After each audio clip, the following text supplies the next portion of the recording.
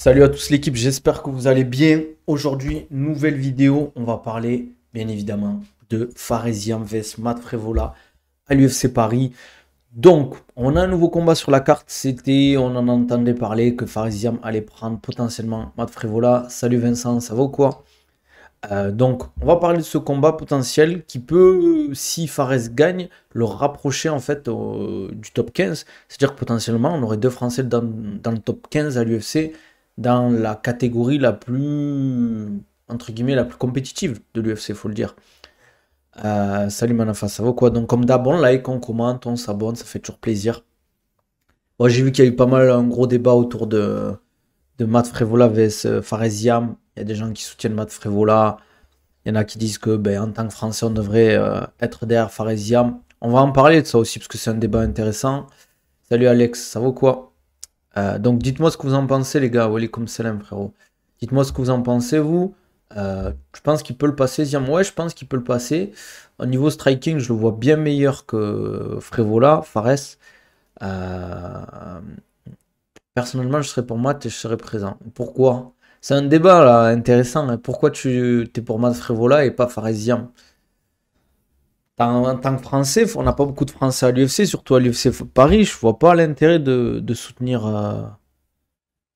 Matt Frevola. On peut l'apprécier, mais s'il était tombé contre autre chose qu'un Français, je vois pas l'intérêt. Après, vous me direz ce que vous en pensez. Comme on dit ici, le débat est ouvert.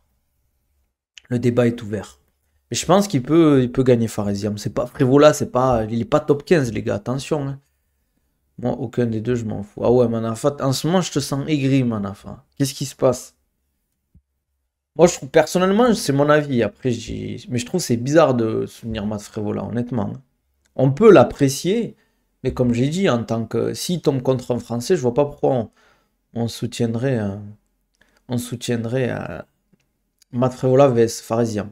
Faire largement ce combat, il gagne très souvent par KO, alors que Fares tout le temps la décision, zéro victoire avant la décision. Ouais, je comprends. Je comprends. Mais tu peux dire que tu préfères son style.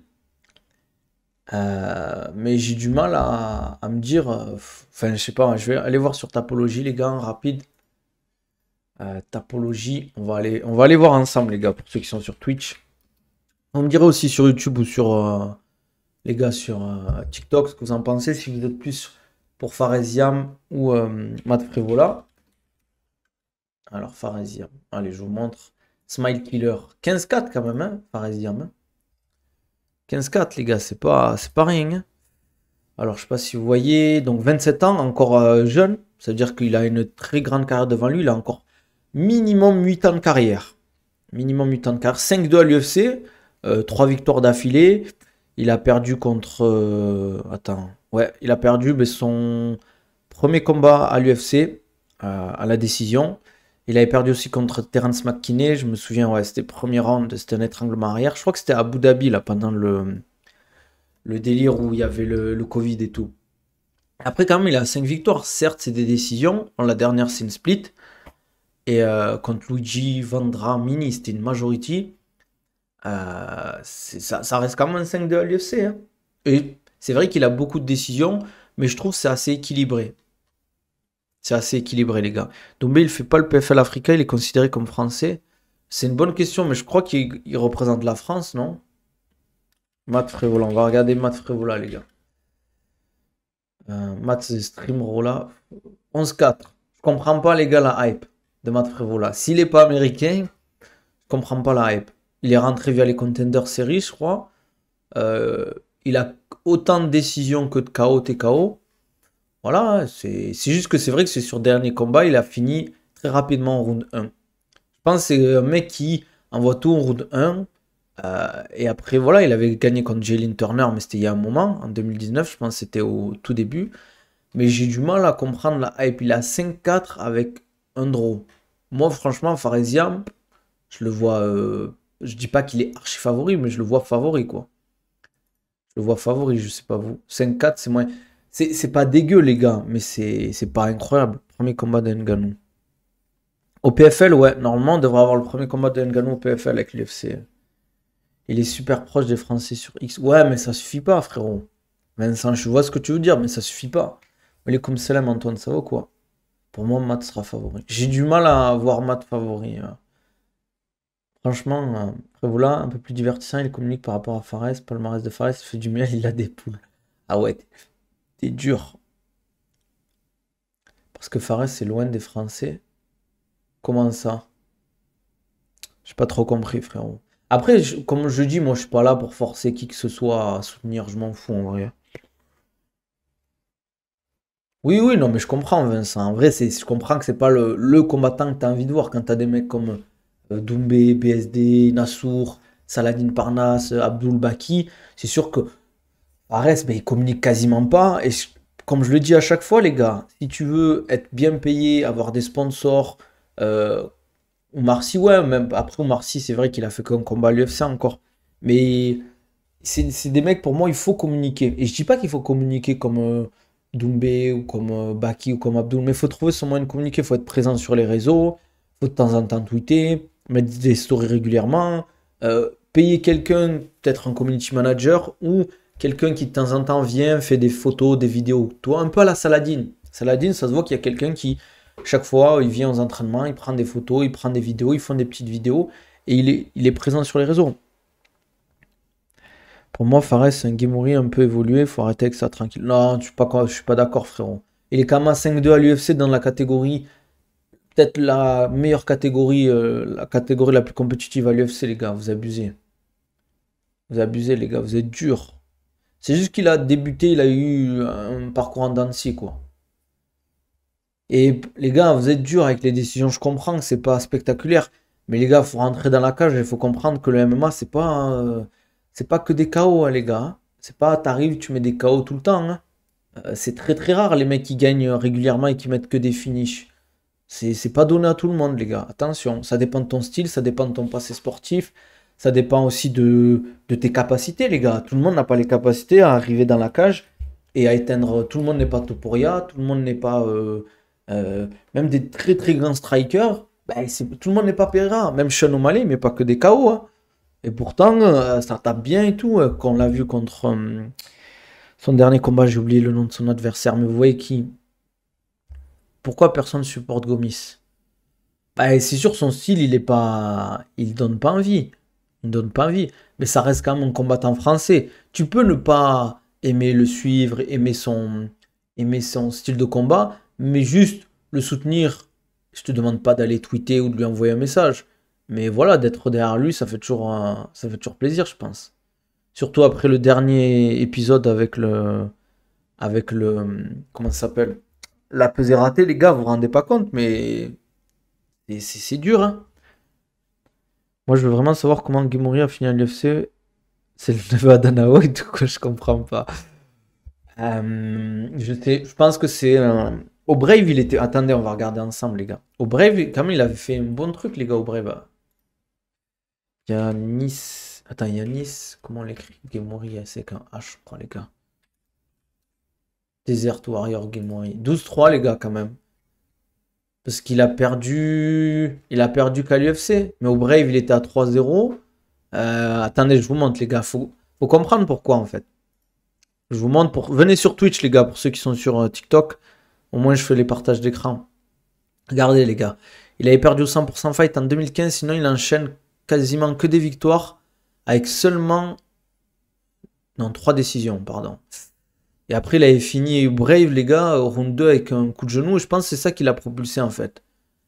3-0 Brave, 4-0 LFC. Des fois, ils ont besoin de 109, l'UFC. Donc. Et comme je le dis souvent, et c'est pas une critique envers Yanis Guimori, il y a d'autres combattants qui sont beaucoup moins bons que lui. Mais des fois, ils saignent, ils signent, ils saignent. Ils signent des mecs parce qu'ils ont besoin de nouveaux de 109 dans le roster. Ah, tu es dur, hein. C'était pas lui le problème pour moi, c'était plus. Merci, Cassé Jadot, pour le follow. Bienvenue, n'hésitez pas à mettre les notifications. Désolé frérot, je peux pas accepter sur TikTok, je fais pas de. Parce que je suis sur Twitch en même temps, donc ils vont entendre le son. En plus, n'hésitez pas à mettre les notifications et dire ce que vous en pensez. Mais en fait, des fois, l'UFC, ils ont besoin de 109. Et je pense que la BTT, hein, là, ils signent beaucoup de gens. Ils signent beaucoup de gens. Euh, mais après, à voir si derrière, comme je le dis souvent, hein, attention. Moi, je suis pas spécialiste du management. Mais il y a beaucoup de management. Par exemple, on parle de Ali Abdelaziz avec Dominance MMA. Il a cassé beaucoup, beaucoup de gens aussi, on ne se rend pas compte, hein. Il a fait monter des gens, certes, mais il a aussi beaucoup pris des gens qui étaient au top, mais vu qu'il était, voilà, beaucoup de chair à canon. Beaucoup, je t'envoie, je prends mon billet parce que je te fais signer à l'UFC.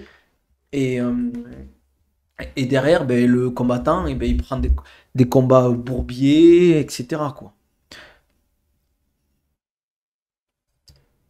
Ah, t'es dur, RM, frérot. Merci, You, ça fait plaisir. Mais les gars, l'UFC, c'est dur après, hein. L'UFC, c'est très dur. C'est ça, faut pas croire qu'il y a que des tueurs à gages à l'UFC, mais ça reste du très haut niveau, les gars. Et tout le monde ne pourra pas faire sa carrière à l'UFC. Ça, c'est sûr à 100%. Mais dites-moi ce que vous en pensez, vous, à ce niveau-là, quoi. Est-ce que pour vous, il y a beaucoup... Moi, je vous le dis, hein, il faudra en parler de ça un jour. Il y a beaucoup de managers qui sont pas forcément des très très bons managers avec tous les combattants, qui sont très bons avec certains combattants, mais des fois, en fait, ils filtrent. Il y a des combattants, ils savent qu'il y a un gros potentiel, donc ils font en sorte de très bien faire les choses, et il y en a d'autres où c'est plus, comme dirait Manafa, de la chair à canon. Je t'envoie au bourbier, je m'en fous, je t'ai fait signer dans une grosse organisation, tu devrais être content, et puis c'est tout. Je vois aussi des managers, les gars, il y a des mecs qui combattent pas pendant un an et demi, c'est pas normal ça. Ouais, Nabil, je voulais te demander combien de fois je devrais partir en salle et combien de fois en séance MMA par semaine parce que là, je pars 4 5 fois par semaine en salle et 2 séances de MMA, mais on m'a dit que c'est pas le plus optimal. Si je veux percer dans le MMA, tu me conseilles quoi? Si tu veux percer dans le MMA, frérot, il faut que tu fasses du MMA. Pour moi, c'est pas normal que tu fasses plus de séances en salle de sport que de séances en MMA. Ça, c'est un non-sens. Quand tu vas combattre, tu vas pas faire du développé couché. C'est réducteur ce que je dis, mais c'est pour que tu comprennes. Plus tu vas combattre, plus tu vas être performant en fait dans la cage, tu vas t'habituer. Surtout que le MMA, c'est un sport avec beaucoup de choses à prendre. Tu as le striking, le cage control, le grappling, la lutte, la gestion de distance, la condition physique, etc.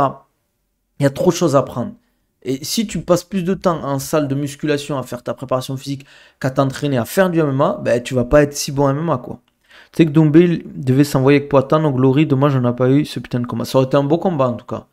Et je sais pas en quelle catégorie il aurait fait, hein. Cyril Gane a un combat de prévu, je pense qu'il va l'annoncer demain les gars. Tu la trouves comment la carte de l'Ares? Est-ce qu'on en parle les gars de la carte de l'Ares Fighting? Est-ce qu'on en parle ou pas? Est-ce qu'il faut dire les termes sur la carte de l'Ares Fighting les gars? Ou oui, je laisse Manafa parler ou j'en parle? Parce que là, attendez, il y a 6 combats. Attends, on va encore aller sur Tapologie. Il y a des gens qui ont payé 250 euros ouais, pour le RS. Je ne sais pas si vous êtes au courant.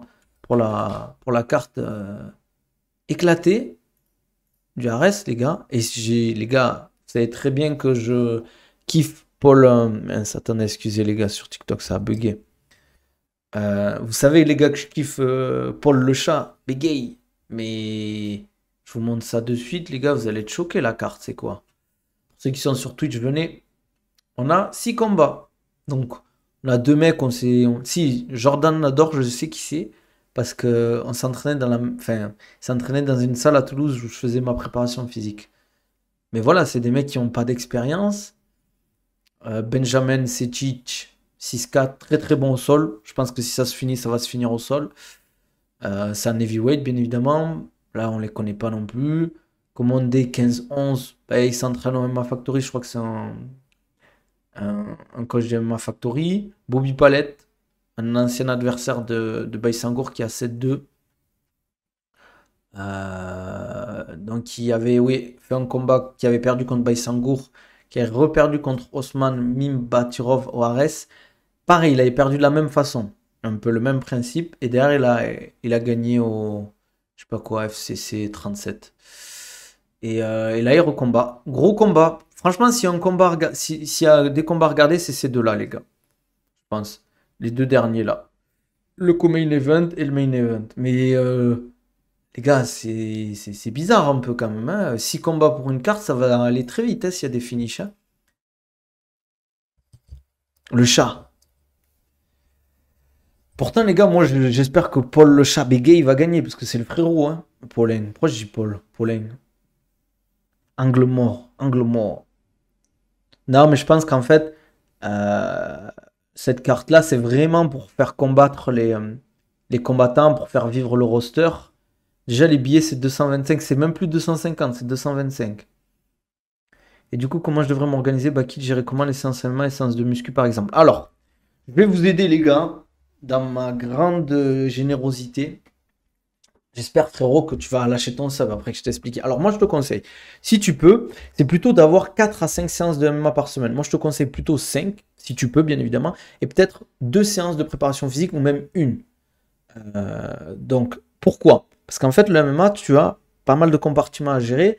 Tu vas devoir faire de temps en temps des sparring, de temps en temps des trucs techniques, mais il faut que tu sois intelligent. Il ne faut pas que toutes les séances elles soient ultra dures pour toi, elles durent 1h30, 2 heures, etc. Tu fais des séances un peu plus cool, un peu plus intenses, et de temps en temps, tu rajoutes de la préparation physique. Ce que je te conseille, si tu te coaches toi-même, c'est de faire du simple. Travail de développement de la force, prévention des blessures, tout ça, endurance, voilà, fais du simple. Ne cherche pas à travailler la puissance ou l'explosivité si tu sais pas la travailler parce que tu vas faire n'importe quoi. Vaut mieux que tu travailles de la force parce que la force c'est une des qualités reines, même si le MMA, l'expression du MMA en condition physique, c'est de l'endurance de puissance, c'est répéter des efforts à haute intensité.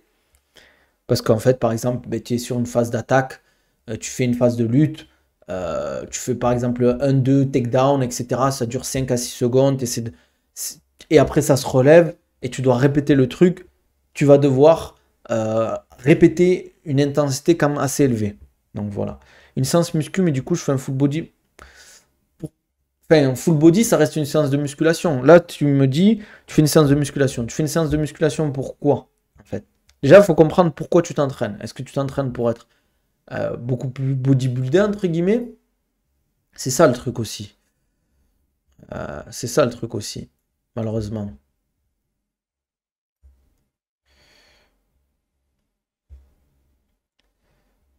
Il faut être intelligent quand on s'entraîne, les gars. Mais dans tout, quand vous faites vos entraînements, vous voulez perdre du poids, vous voulez prendre de la masse musculaire, vous voulez gagner en performance, etc., augmenter votre endurance. Pourquoi vous entraînez, déjà? Et comment vous entraînez derrière, en fait? Là, il faut comprendre quel est l'intérêt de l'entraînement, pourquoi vous entraînez, et derrière, comment vous allez intégrer votre entraînement. C'est pour ça que les gars, je le dis, hein, oui, la musculation en soi, c'est pas si compliqué que ça, mais quand on parle de préparation physique, ouais, mais on va en reparler, wa alaykoum salam, Elias, on va en reparler, t'inquiète. Euh, Ce que je veux dire, c'est que la musculation en soi, t'es pas obligé d'avoir un coach pour faire de la musculation. En soi, c'est pas si compliqué que ça. Mais si t'as pas les connaissances, t'as pas le temps de te renseigner, que t'as pas une bonne génétique et que t'as pas trop envie de te casser la tête, c'est pour ça qu'il faut faire appel à un coach. Et en préparation physique encore plus. Pour moi, un mec qui dit je fais ma préparation physique seul, les gars, il a rien compris. Il a rien compris, les gars. Tu préfères les séances push-pull ou les séances où on travaille une partie du corps style pec, dos, bras? Pour la musculation, ça va dépendre de combien de fois tu vas t'entraîner par semaine. Mais du coup, Baki, avec une séance par semaine de muscu et un physique pareil, ça me paraît chaud. Des fois, on fait 2 prépas par semaine, des fois, on en fait 3. Ça dépend de ce qu'il fait. Mais les gars, quand vous faites les gars, judo, judo par exemple, parce qu'en fait, lui, il a un passé sportif de judoka. Et le judo, c'est tu prends un mec, potentiellement, tu le soulèves au-dessus de toi et tu l'amènes au sol. Tu fais ça pendant des années, tirer quelqu'un, etc., mettre de la puissance et surtout dans son style, il a un style très physique. Forcément, ça va développer ton physique parce que les sports de préhension, vu que tu pousses, tu tires un corps qui va peser 70, 80, 90 kilos, 100 kilos, forcément, ça va créer une masse musculaire parce que ton corps doit s'adapter. Merci, Nizar. Ton t-shirt de fashion là, 14 mois. C'est un t-shirt de fashion, tu trouves? Go stronger, longer. Mais t'es sur Dubaï, frérot, hein, ou tu veux du distanciel? Parce que c'est pas les mêmes. Moi, je fais du self-défense et je me sens très bien. Ben, si tu fais du self-défense et que tu kiffes et que ça te fait du bien de faire ta séance de self-défense, fais, frérot. Elle ressemble à quoi les séances de muscu que tu lui donnes? Ça va dépendre. Ça va dépendre, frérot, de ce qu'on veut. Non, parce que moi, je suis sur Dubaï, frérot. Bah, après, on peut travailler en distanciel. Mais si tu as besoin d'un coach, je peux essayer de me renseigner pour t'en trouver un. Ça dépend, en vrai, des fois, ça dépend. Par exemple, si on est loin d'une échéance, on va plutôt travailler des qualités physiques qu'on a envie de travailler. En ce moment, on fait pas mal quand je dis pas mal, attention, je mets pas trop de volume, de travail pliométrique, travail de force explosive, un peu de force, et travail d'endurance musculaire, d'endurance de force. Mais là, on travaille beaucoup, on a beaucoup intégré de la pliométrie dans ces séances. Donc, par exemple, des travaux avec des sauts, passer le moins de temps de contact au sol. Après, on fait un travail de développement de la force. Parce qu'il est encore jeune, et il y a pas mal de choses à. Mais là, c'est vraiment, on met l'accent sur pliométrie et endurance. Après, les séances sont assez techniques, donc si je t'explique, peut-être que tu ne vas pas tout comprendre. Mais c'est comme ça qu'on travaille avec Baïsangour. Et par rapport à Fares, les gars, je suis curieux. Là, dites-moi dans le chat, que ce soit sur TikTok, YouTube, Twitch, vous êtes pour qui entre Faresiam et Matt Frevola? Entre un Américain qui est apprécié par le public français et un Français qui a un bon score à l'UFC, mais qui forcément ne se vend pas très bien sur les réseaux. Soyez objectifs, les gars, on va pas vous juger que si vous êtes pour Matt Frevola ou Fares. Moi, personnellement, je suis pour Fares. Mais si vous êtes pour Matt Frevola, chacun. Moi, je dis, tu vois, franchement, en plus, on va pas se mentir, c'est quand même un mec cool, respectueux. Faresiam, mais tu vois, c'est pas un mec qui fait le show. Certes, c'est pas un vendeur, c'est pas un mec spectaculaire de fou, mais c'est un gars respectueux. Tu vois, il gère ses poules, il vend son miel. Je sais pas, j'aime bien la vibe, moi. C'est pas un mec que je suis, hein, on va pas se mentir, hein, je suis pas à ses stories ou quoi que ce soit, je le suis pas sur les réseaux. Mais, mais les deux, ouais, les deux ont l'air sympas. Mais voilà, quitte entre un français et un américain, on va quand même soutenir le français. Mais c'est comme ça, c'est comme ça. Il y avait des gens qui étaient pour Dustin Poirier face à BSD. Chacun a ses raisons que la raison ignore, comme on dit. Il faut qu'il communique sur ça, le délire via les poules. Ouais, mais pour un combattant, je sais pas si ça passe bien. Attendez les gars, je bois un peu. Merci Nizar pour les 14 mois. Je sais pas si j'ai répondu à ta question, qu'est stage d'eau. Merci à Lomé 9 de I pour le follow. Nabil était pour Dustin, moi aussi, je me souviens pas de ça. Manafa, c'est faux. Ah, Arsenal, let's go, le petit sub, resub. Si Fares bat Frévola, le plus gros nom dans son palmarès sera le même que celui que BSD, le héros français. Ouais, c'est vrai, il pourra se rapprocher du top 15. C'est vrai, c'est vrai. Et en plus, surtout, les gars, il y a le train de la hype. C'est le moment de lâcher des subs, les gars. Lâcher des subs un peu, ça fait toujours plaisir. Je sais toujours pas comment on met un compteur de subs sur Twitch. Je vais regarder, t'es. Mais ce que je veux dire, c'est que bah, je sais plus si Fares il s'est déjà entraîné avec BSD, mais il peut lui demander de l'aide, entre guillemets. Je pense qu'en plus, ils devraient s'entraîner un peu ensemble, Faresiam et BSD. Ils devraient demander de l'aide, comment ils ont géré le combat, comment ils ont fait comment ça s'appelle, le game plan, etc. Qu'est-ce qu'ils ont pris en jeu. Euh, attendez, sinon je fais un texte. Mais je sais pas si on peut faire un truc automatique comment ça s'appelle, pour les subs. Je sais pas. Objectif de follower. Je sais pas comment on fait, les gars. Tac, tac, tac. Bon, tant pis, hein, je verrai. Sinon, il faut que je le fasse moi-même. Hum, hum. Sinon, les gars, vous en pensez quoi, vous, du combat? Vous voyez qui favori? Même si vous êtes pour un tel ou quoi, vous voyez qui favori, les gars? Pour un gars d'1m85 en masse, il met dans un welter ou en middleweight? Ça dépend de ta masse musculaire et ton morpho-anatomie, les gars. Ça dépend, on va dire. Franchement, ça dépend de pas mal de choses, les gars. Si t'es grand mais que t'es très sec, regarde, Jalen Turner, je pense qu'il fait bien 1m90, il est en lightweight, les gars. Je pense que Fares peut largement gagner par décision, mais j'ai du mal à le voir finish pour Fares. Moi aussi, je vois Fares gagner. J'aime pas la mentalité de Froula, un peu trop lèche-bot pour rester poli. À quel moment tu mets le tir d'un mec qui t'a fait de dos avec un high kick? Moi aussi, j'ai du mal avec ça. Après, chacun voit midi à sa porte, entre guillemets, chacun fait ce qu'il veut. Mais j'ai du mal avec ce délire, moi. C'est comme Zebo mettait le t-shirt du crochet de Doumbé. Même s'il y a eu du respect entre BSD et Matt Frevola, tu dis bah, bien joué, frérot, là, il y en a, mais mettre le t-shirt de ça, c'est chaud quand même. Moi, c'est mon avis, hein. Après, chacun fait ce qu'il veut, hein. Tac, tac, tac. Bon, bah, je sais pas comment je fais, les gars. Hum, hum, hum. Qu'est-ce que je voulais dire? Bon, je verrai plus tard. Je verrai plus tard. Il n'y a pas de plus lèche-bot que BSD qui dit tiens, thank you America pour les guerres mondiales. C'est un débat qui se tient, les gars. C'est un débat qui se tient.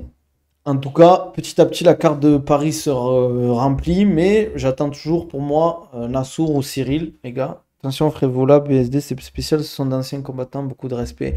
Je comprends, mais, mais Frévola, quand même, je trouve il a un peu abusé, entre guillemets. C'est mon avis. Après, il fait ce qu'il veut, il fait rien de mal en soi, hein. C'est pas, ce qu'il fait, c'est pas grave ou ça me dérange pas, personnellement. Euh, Qu'est-ce que je voulais dire? Il fait du French fishing. C'est quoi concrètement le French fishing? Je suis d'accord avec Arsenal. Ah, après, comme j'ai dit, chacun son avis tant que c'est dans le respect, les gars. Putain, j'ai un peu mal à l'avant-bras, les gars. Je sais pas si je vais faire le nogi aujourd'hui. Je pense que je vais juste faire un peu de cardio à basse intensité, les gars. Aujourd'hui. Voilà, je vous raconte ma vie. Vous voyez, j'adapte mes entraînements. Aujourd'hui, je sens que je suis fatigué. Je sens que j'ai un peu l'avant-bras fatigué de fou à droite. Je devais faire ma prépa classique avec Nogi 1 heure et demie avec beaucoup de sparring. Aujourd'hui, on va s'adapter. On va faire sa petite heure de cardio basse intensité. On va écouter son petit podcast. Vous voyez, c'est important d'adapter en fonction de vous. Fin de semaine arrive, on est jeudi, on est un peu fatigué. On s'adapte, les gars. Je devais faire demain ma séance de récup, entre guillemets. Je la fais aujourd'hui. C'est pas grave. Demain, chaque, je suis mieux, je ferai ma prépa. C'est un peu de JJB, les gars. On espère aussi l'extrême soumission de Moïcano pour BSD, même si j'y crois pas. Moi, je pense que BSD, il est favori face à Moïcano, légèrement favori face à Moïcano, parce que même s'il a perdu face à Poirier, il y a eu des circonstances. Je sais pas, je vais faire une vidéo dessus, je la mettrai sur mes réseaux, où il explique un peu les raisons de sa contre-performance face à Dustin Poirier. Même si Dustin Poirier, les gars, en fait, vu ce qu'il a fait avec Islam Makhachev, est-ce que vous pensez que, avec la prestation qu'on a vue de Dustin Poirier face à Islam Makhachev, est-ce que vous pensez que sans le staphylocoque, tout ce qu'il a expliqué, il aurait pu gagner BSD? Enfin, qu'il aurait pu gagner. Est-ce qu'il était, pour vous, il avait de grandes chances de gagner ou pas? Je pourrais faire une vidéo YouTube qui explique le cutting. Je sais pas si t'as pas honte de ta buzz cut. Non. Tu pourrais faire une vidéo qui explique le cutting. Je crois que j'en ai déjà fait, les gars. J'en ai déjà fait, les gars. Ouais, je pense que BSD aurait pu gagner. Non. Je sais pas, moi, les gars, hein. Franchement, Dustin Poirier, il m'a choqué contre Islam Makhachev, les gars. Il m'a choqué de fou. Bon, les gars, je pense qu'on va s'arrêter là. Il faut que j'aille bosser en plus. Oui, car Poirier ne s'est préparé que pour le sol face à Islam. Voilà la grande différence entre les deux combats. Ouais, mais quand même, Islam, il était fort en striking. Rien que le premier round est un 18 pour Benoît, mais bon, c'est que le premier round. C'est vrai. Mais il a beaucoup donné sur le premier round quand même, hein. C'est un 18 pour vous le premier round, les gars? Je sais que les juges, je sais même plus ce qu'ils avaient mis, les juges. Mais je trouve 18, c'est beaucoup quand même. Oui, c'est vrai, Poirier n'a pas abordé BSD comme Makhachev. C'est un 19, je crois, hein, pour BSD, non? Que 18, c'est beaucoup. 18, c'est le mec qui se fait rouler dessus, hein. Et 17, c'est en mode tu mets deux downs au mec et voilà, quoi, il se relève. Et tu le tabasses pendant tout le round. Un peu comme. Il n'y en a pas eu beaucoup des 17 à l'UFC, hein. Récemment, je crois que le dernier 17 qu'il y a eu, c'était Toporiev vs Josh Emmett. Je sais plus c'était quel round exactement, je crois que c'était le round 3 ou 4. Josh Emmett, c'est là que tu vois que le mec, il a quand même un courage de fou, hein, parce qu'il n'y en a pas beaucoup qui auraient continué, hein. Il n'y en a pas beaucoup qui auraient continué.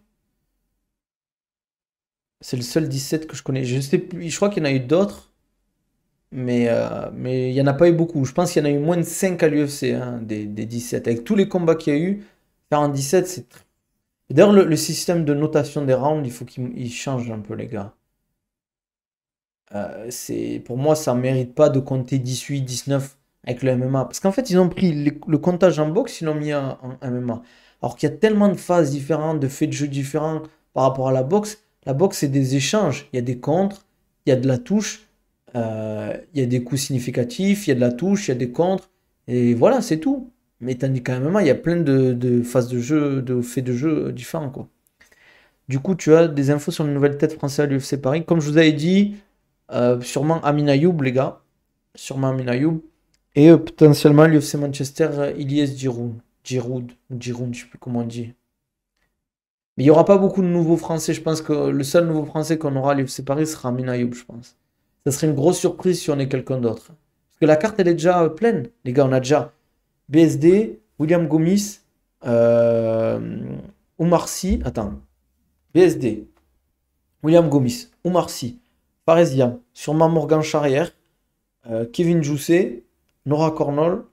On a qui? Déjà, ça fait 7. 7, ça veut dire. On a 7 combats avec un Français potentiellement. Il reste Taylor Lapillus. Il reste qui? Il reste qui que j'ai oublié? Il reste, je crois que j'en ai oublié un, les gars. Je sais plus qui j'ai oublié, mais je l'ai oublié. En tout cas, là, déjà, on a 8 combats avec des Français. Et potentiellement, il pourrait y avoir encore Cyril et Nassour. On va dire, on enlève Nassour, ça ferait 9 Français déjà. C'est énorme. Plus Amin Ayoub, ça ferait 9, entre 9 et 10. Et oui, il n'y aura pas que des Français. Ils vont mettre des Italiens, ils vont mettre sûrement des Anglais, peut-être des Espagnols, Belges. Voilà, souvent, ils font ça. En fait, ils rajoutent 1 ou 2 combats, voire 3 combats. Ils vont peut-être mettre Volkan Ozdemir aussi, qui monte, qui a battu Walker récemment. Peut-être qu'on va avoir Ozdemir à l'UFC Paris. Je pense qu'il va y être. Je crois que la dernière fois, il y était. Et on a peut-être des Belges qui vont signer. Peut-être qu'on a d'autres Belges qui pourraient signer là. Des Suisses, des Belges, des Italiens, Espagnols, Anglais, Irlandais. Donc on ne sait pas, on ne sait pas. On verra bien. Bon les gars, on va se laisser là. Ziam est éclaté bien comme il faut. Non frérot, je suis pas d'accord. Faut respecter les combattants. Hein. Ça c'est un truc les gars. Attention, quand on parle des combattants, il faut toujours se dire, est-ce qu'on pourrait parler en face de lui comme ça? Est-ce qu'on oserait, est-ce que tu oserais dire, ouais, Ziam est éclaté comme il faut?